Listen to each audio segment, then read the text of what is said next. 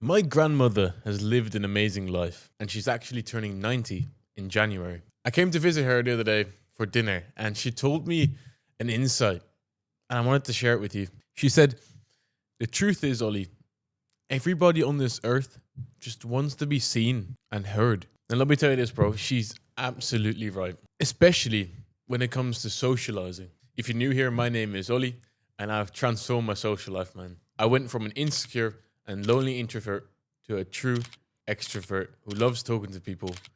And if you're interested in getting my help, in the top link in the description, you'll find my program that I'm starting. It's called Solo to Social. It's like one cohesive place where I get to give all of the advice in a better way with longer videos. So if you're interested in that, top link. When I was in secondary school, which is like the last year of middle school, first year of high school type region for the American folks, I had this mindset. All I wanted was for people to think that I was cool. And I used to say to people as well, like, I don't like it when people talk about me. But the reality was I did want people to talk about me, just not shit. I don't want them to talk shit. So because of this mindset that I had adopted, I became incredibly needy. I became incredibly like clingy. Imagine that guy who's just standing there like in conversation, and like you said what you wanted to say to this guy, but he just keeps standing there, smiling, not saying anything.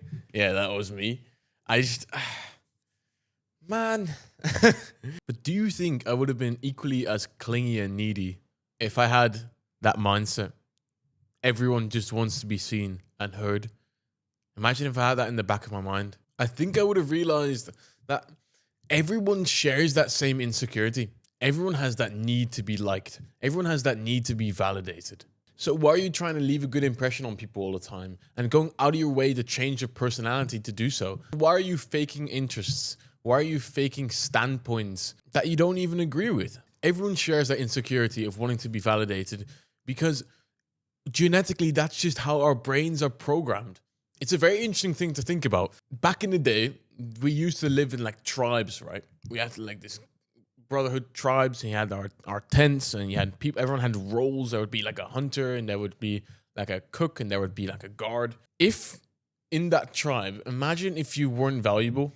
Imagine if you like weren't good at anything. You were really bad at hunting. You made a lot of sound and would make the bear chase after you.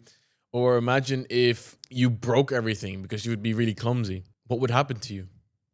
You'd get kicked out of the tribe. And I think naturally we have that fear still, like genetically programmed into our brain, because we are still tribal creatures.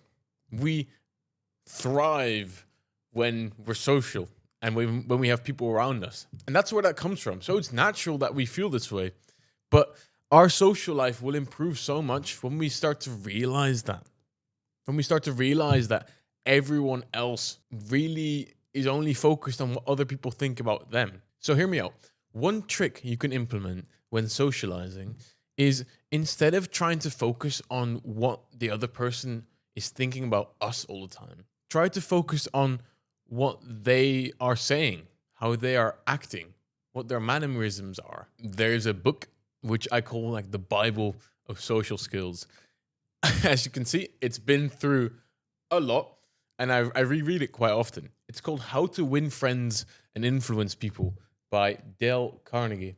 Dale Carnegie wrote this book in like the 1950s, and it's still incredibly famous. I want to read a quote to you real quick.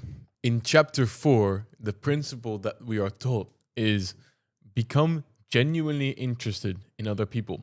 And there's a quote: you can make more friends in 2 months by becoming genuinely interested in other people than you can in 2 years by trying to get people interested in you. And that's exactly, I think my grandma read this book, man.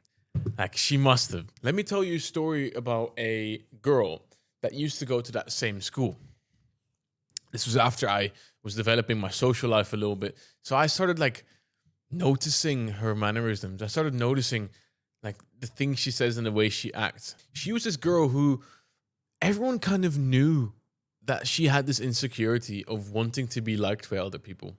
Because every person that she spoke to, she had like a different personality, but only like a little bit. I remember her saying to me that she plays the drums as well, which I've been doing for 10 years now. And then literally 2 hours later, I overhear her talking to someone else that she plays fucking trumpet.